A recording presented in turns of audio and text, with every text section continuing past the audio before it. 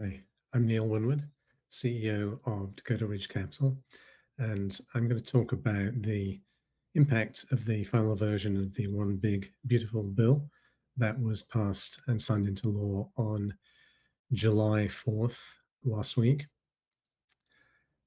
Before I start, I want to say the act has had a significant impact on a lot of people, deals, and projects that have been in process for a long time and that now have been derailed through no fault of their own, simply because they were following the incentives that were set out by the previous administration. That's unfortunate. It hurts. It hurts me as well as the developers and investors who are engaged in those projects. So, with that in mind, let's go through the clean energy tax credit parts of this substantial bill. The first one to talk about is the Clean Fuels Credit 45Z. The IRA had previously allowed this credit through 2027. The recently enacted bill extended this credit through 12/31/2029, so an additional 2 years.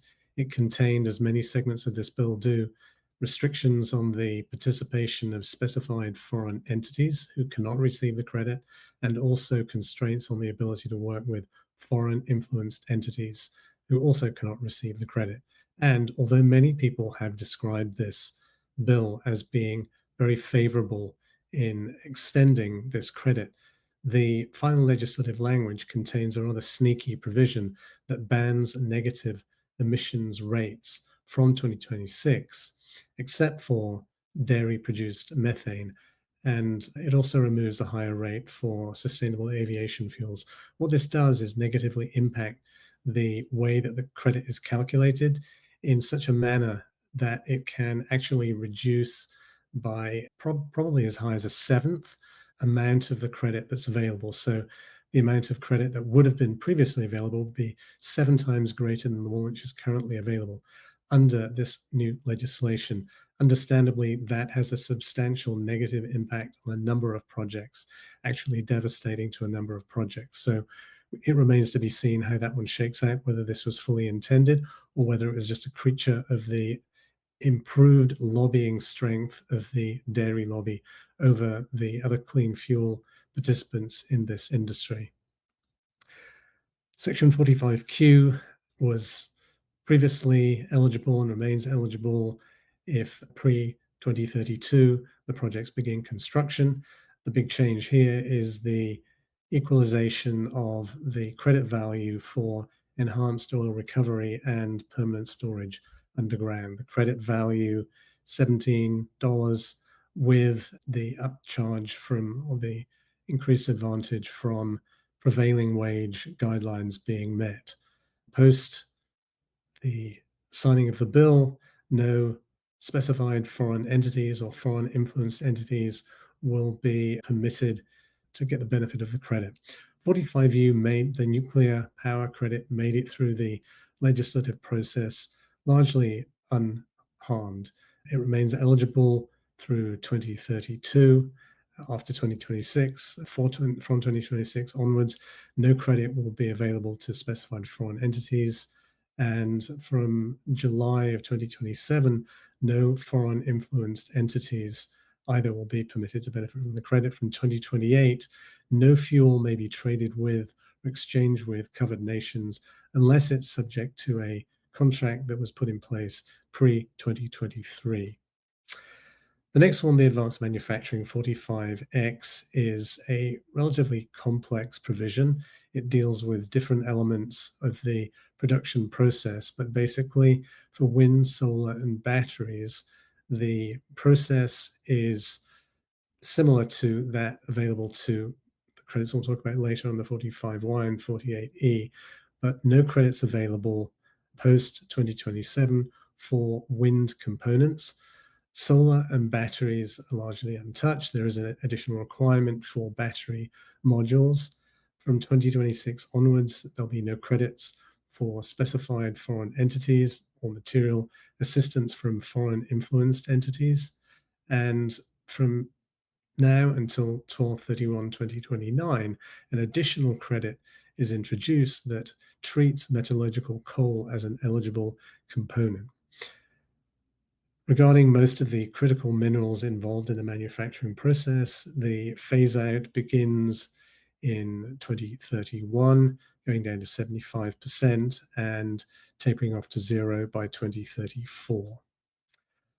The technology neutral production tax credit 45Y phase out, solar and wind must be in service by 12/31/2027 if they begin construction after July the 4th, 2026. Projects starting within 12 months, within 12 months of 7/4/25, have no such in-service deadline. So that's a big concession to projects that are already contemplated or in process. For other tech, storage, geothermal, hydro, they must start construction by the end of 2033. The phase out is beginning in 2034 at 75%, tapering off to zero by 2036. The technology neutral investment tax credit has the same in-service requirements as 45Y for wind and solar and the same phase-out schedule. Eligibility is maintained for standalone energy storage, and even storage with wind and solar remain eligible with the same phase-out standards as for 45Y. There'll be a close to immediate elimination of credits for solar and wind on residential homeowners or for rural leases after the end of this year. But importantly, those homeowners can still benefit from leases or power purchase agreements with the homeowners where the equipment is owned by businesses who are taking the credit under 48E. Hydrogen ITC, separate component of Section 48, 48A15, will be eligible for projects starting by 12/31/2027.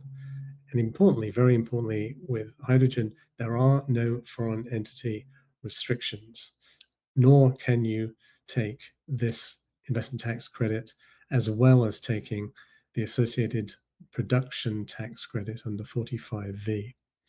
There's an additional concession in here for fuel cells at 30% ITC, allowed for systems for fuel cells after 12/31/25. The usual foreign entity restrictions apply. The additional thing to bear in mind with both with energy property eligible under 45Y or 48E is that there are some adjustments to the depreciation schedules. It's a little involved, but essentially most that's eligible under 45Y and 48E will be 5-year makers property. For the property that isn't eligible for 5 years makers, it may be eligible for 100% first year expensing. So pay attention to that one. Clean hydrogen, commercial EV credits. Clean hydrogen 45V is eliminated for projects starting after 12/31/2027. And importantly, again, no foreign entity of concern restrictions. Commercial EVs 45W is eliminated after the end of September this year, and EV charging under 30C is eliminated post 6/30/2026. Good news is that credit transferability remains unchanged for 45Z, 45Q, 45Y, 45V, 45U, 45X, and for 48E. Now, the kicker on this, because President Trump insisted on a signing on July 4th, 2025, signing deadline, the House didn't have any opportunity to do other than accept the Senate version of the bill. No conference committee for negotiation of any issues that were changed in the Senate that were of concern to House members. President Trump promised key House members that he would address their issues of concern by issuing executive orders after signing. And so far, he has issued one executive order to ensure that beginning of construction deadlines are not circumvented. What exactly that means, we don't know yet. Treasury has 45 days from the issuance of the order to issue guidance.